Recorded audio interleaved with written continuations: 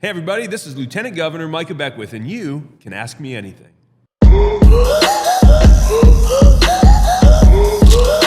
In this episode, we will be looking at the 2026 legislative session and all the bills that are going through. We asked you to send us questions about any of those bills, and you didn't disappoint, so let's get started. Our first question comes from Aiden Marietta in Bargersville. I would like to ask why you oppose eliminating straight ticket voting. Well, that's a great question, Aiden. Listen, the ideologies of the Republican and Democrat parties have become so far apart from each other.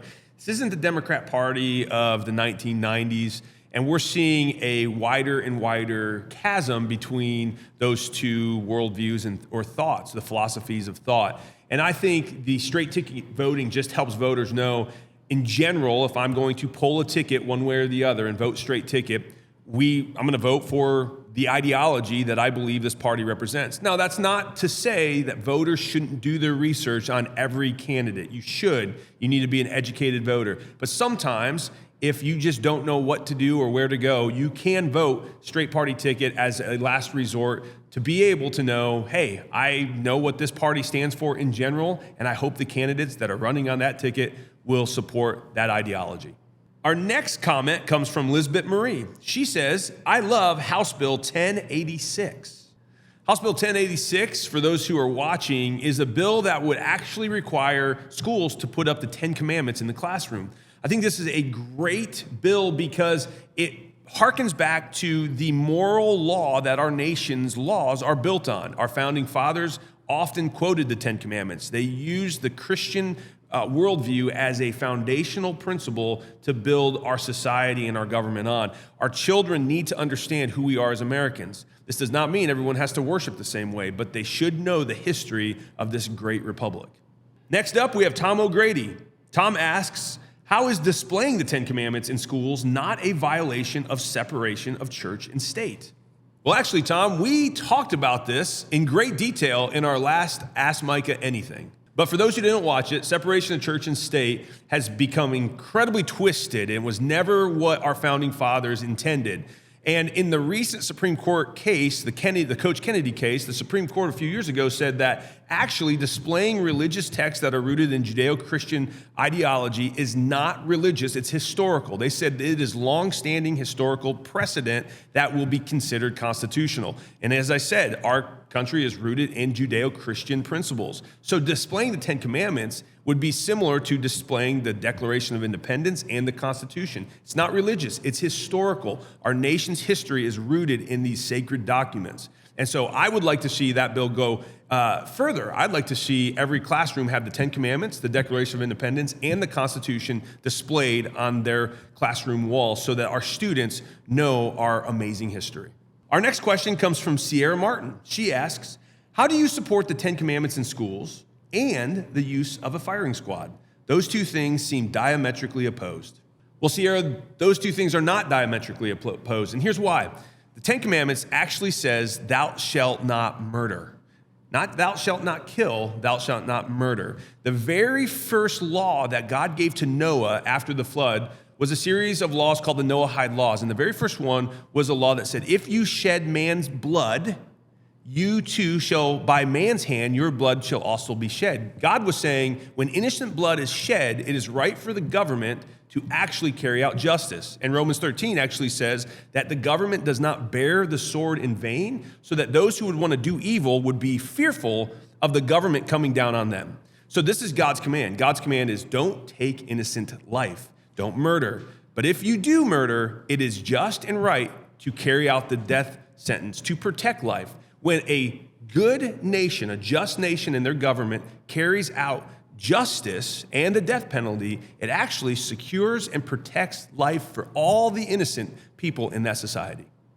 Josh Young in Indianapolis asks, what is your position on allowing death row inmates to choose their preferred choice of execution? Well, Josh, thank you for that question. Both these bills, Senate Bill 11 and House Bill 119, are authored by two really good legislators, Senator Young and Representative Jim Lucas.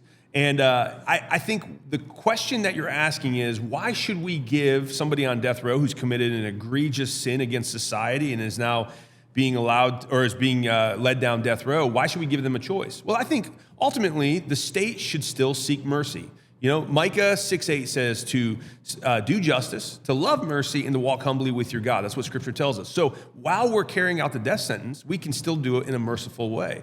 And if there is a way that a death row inmate would like to be executed that doesn't cause an undue burden on the state, so the price tag isn't too high, it's not some weird form of death, then I think we should go that extra mile to honor that request as a way to say, hey, listen, your earthly life is ending, but we want to do it in a way that is humane.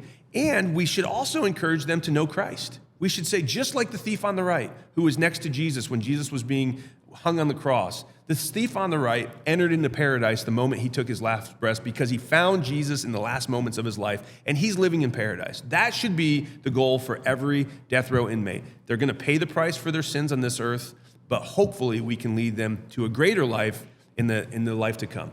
Donna Long from Fishers writes, if property taxes went away, what is your plan for replacing needed revenue for schools and communities? Well, Donna, thank you for your question. This bill, HB 1288, is Representative J.D. Prescott. He's a good friend of mine. He's a great legislator, and he's brought forth his bill again. He's done it in years past, called the Repeal and Replace Act, and this would repeal and replace property taxes. Your question is, how do we replace that lost revenue? Well, JD's plan does a great job of explaining that you would actually then tax 7% on services. Right now, when you buy something, if it's a service, you don't pay taxes. You could tax 7% on services, and that would adequately replace what we would lose in the revenue of property taxes. And here's why that's important. Because property taxes are a God-given right. According to Lockean philosophy, if you ever study John Locke and the Founding Fathers, they knew that John Locke wrote a very famous phrase that we have certain inalienable rights, that among these are life, liberty, and property is what John Locke wrote. Thomas Jefferson then took those and put it in the Declaration of Independence, and he changed property to pursuit of happiness. But he did that because he didn't want slaves to be seen as property and somehow a God-given right to slavery. So that's a little bit in the weeds, I get it. But the point is that property really is the God-given right. So when government taxes your property, government is taxing a God-given right that government has no business messing with. They should protect it, not tax it.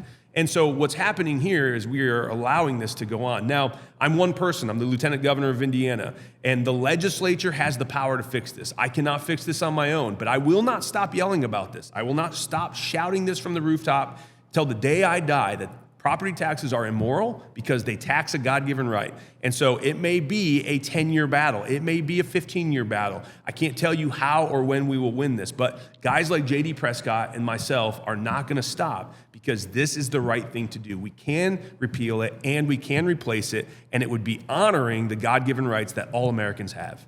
Matt Stevenson writes, racial profiling is prohibited under federal law for federal law enforcement officials. Why shouldn't Indiana officers be held to the same standard? Well, Matt, I oppose SB 133 because what it does is it limits the ability of law enforcement officers to see something and say something. We're all told when something looks out of place, when something doesn't seem right, you're making a judgment call and you should address it. And that will help in protecting and securing a community. And so law enforcement officers have the right, and they should have the right, to be able to make a judgment call. I think what happens with racial profiling is we use this word and we blanket statement this word out, and then nobody wants to say anything when they see something. In the law enforcement, this could be deadly in consequence, because if they don't take action immediately and on their instincts, then it could be a catastrophic failure for them to protect the communities that they serve. Our next question comes from Christy Ormsby. She writes, trying to reconcile the call to unseat Senator Good, but you still support his bill, SB 87.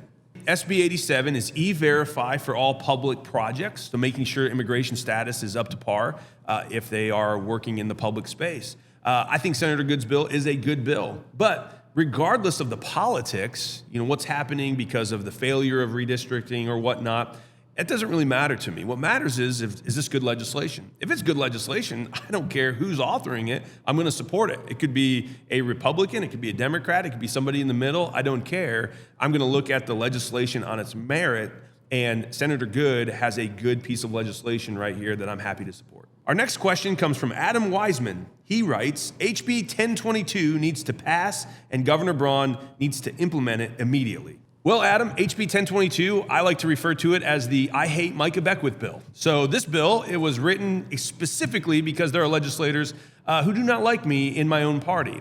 And Representative Danny Lopez is the author on it, and Mike Karakoff has signed on to it as well. Two guys that do not like the grassroots, and they don't like the conservative movement. They are establishment. They want to make sure that money can buy seats. And what happened at my election at the convention when delegates voted me in to be on the ticket was that I worked hard. It's retail politics. I answered questions. I spoke to actual Hoosiers face to face, and I won their support. That's how politics should be. This bill would strip that away. This bill would actually say, we're going to consolidate power around one person. Now, Governor Braun, I believe, is doing a good job, but I do not like consolidating power around anybody. The Republicans stripped that away a little bit a few years ago when they took the Secretary of Education away from the people and they gave that to the governor. I thought that was a terrible move back then, and I called it out for what it was. It was centralizing power around one person. Not good. We don't like that in America. We want decentralized power. We want to spread it out to the people, make sure that there's checks and balances.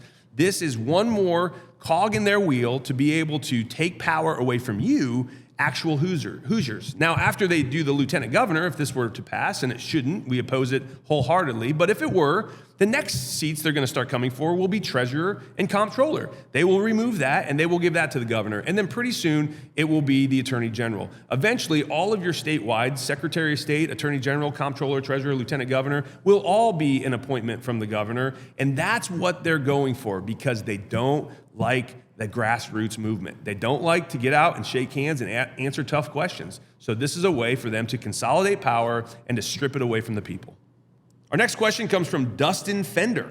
Dustin writes, Bill 1191 and medical marijuana. It's more than time Indiana gets with it.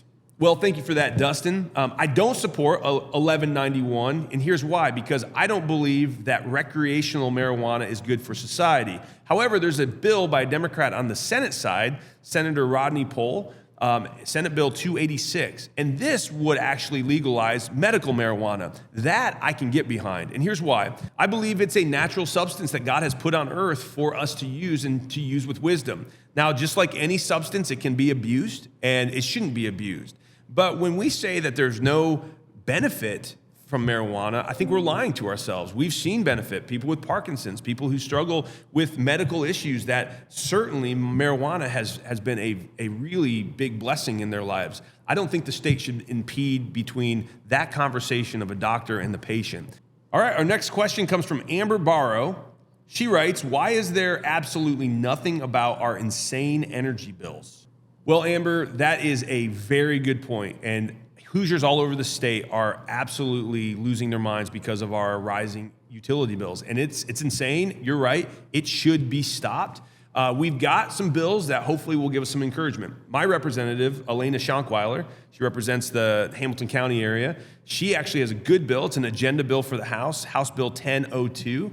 And I think that will begin to address some of these rising prices. Another bill that I'm fully supporting is Senator Mike Young's bill, and that's SB 184. And Senator Young's bill would actually eliminate sales tax on your utilities. I think we could easily do that right now, and that would at least be a pressure valve. It doesn't go far enough, but it's at least something. So there's two agendas in the Senate and the House that are dealing with utility bills. But I tell you what, that is an absolutely good point. We need to do more. Next up, Andrew Raker writes, I'm from Floyd County, and I'd like to know your stance on HB 1182 and HB 1183, bipartisan bills which would criminalize the creation and distribution of AI porn. Andrew, I'm glad you brought it up. Both those bills I wholeheartedly support because in the new age of AI and the digital creation era, we are going to see more and more of these problems exist, and we need to do everything we can as a state to get a handle on it very quickly. I would also like to see this bill amended to go after people who make false claims about people who have created or distributed this type of content. My office was a victim of that. We were scrutinized, smeared, we were brought before all kinds of public media attention over lies that have no basis, There's no proof that any of that ever happened in my office, and yet people just believed it. And so I would like to see this bill go further to say if you make or create or distribute the content, great, we're going to criminalize it. But you should also be criminalized if you lie about it to disparage, to smear, or to falsely accuse somebody of this. Bearing false witness is a really big deal in this era of digital AI creation. And I think that's going to be something we should really look at as well. So I'd like to see this bill go further to put parameters on the lying that can happen around this as well. Our next question comes from CJ Miller. CJ writes, as Indiana's Secretary of Agriculture, would you please consider supporting HB 1105 from State Rep Rob Green in Shelbyville? This would protect Indiana's Hoosier homestead farms from eminent domain. CJ, I'm glad you brought that up. CJ, you and your team over at Hoosier Ag Today do a great job of reporting on everything agriculture in the state of Indiana and around the nation. And I'm proud that you're doing the work you're doing here in our great state. Your bill that you're talking about is one that I absolutely do support. For those who might not know, a Hoosier homestead is a homestead farm that has been in the family for 100, 150, or 200 plus years. And those farms and those properties are historic in the mind of the state of Indiana. And we give out awards every year for families who have Hoosier homesteads. Now, the problem is the government has been increasingly getting more and more bold to go into communities and just take property from people through the use of eminent domain for the public good. And we are seeing these really beautiful historic landmarks and farms being taken away from families through the use of force by the government. I would absolutely support Rob Green's bill, and I think this is something that we should have done a long time ago to protect our great land and the beauty of this amazing state from government overreach. Our next question comes from Sherry Lou Scott. It's really more of a comment, but she says, you are one brave dude saying, ask me anything. Well, Sherry Lou, I appreciate you saying that. I love just having people ask me questions. I don't use a teleprompter. I'm not pre-scripted. I haven't written anything down. This is just you asking the question, and I'm giving you my honest feedback and what I believe, why I believe it, because I believe you, the voter, you, the Hoosier constituent, you have a right to know what I think. And so I wish more politicians and more people in government would do this, but I will continue to do this. I'm not stopping from saying, ask me anything, and we're gonna continue to just take your questions, and you'll at least know where I stand. You may not agree with me on everything, but you will know why I believe what I believe. Next up, we have Gail Von Holten. Gail says, thank you for keeping us informed and publicly stating your opinions on these bills. I appreciate your strong leadership as Lieutenant Governor. God bless. Well, Gail, thank you so much. That really means a lot to me, and we're so thankful for you as well. And, that's 2 positive comments in a row, and I think people really are liking the job that we are doing as Lieutenant Governor and coming out and just saying, hey, listen, ask me anything. So thank you again, Gail, and happy to know that this is resonating well with Hoosiers. Well, let's see if we can keep the positive vibes going. George Grenchick writes, were you dropped on your head as an infant? Well, so much for the positive vibes. George, probably once or twice, but my parents always made me wear a helmet, so I think we're good. Well, everyone, thank you for joining me again on Ask Micah Anything. These are your great questions. Keep them coming. This is your government. It's your job to get involved, so I'm really appreciative of all of y'all that have gotten involved. So until next time, God bless.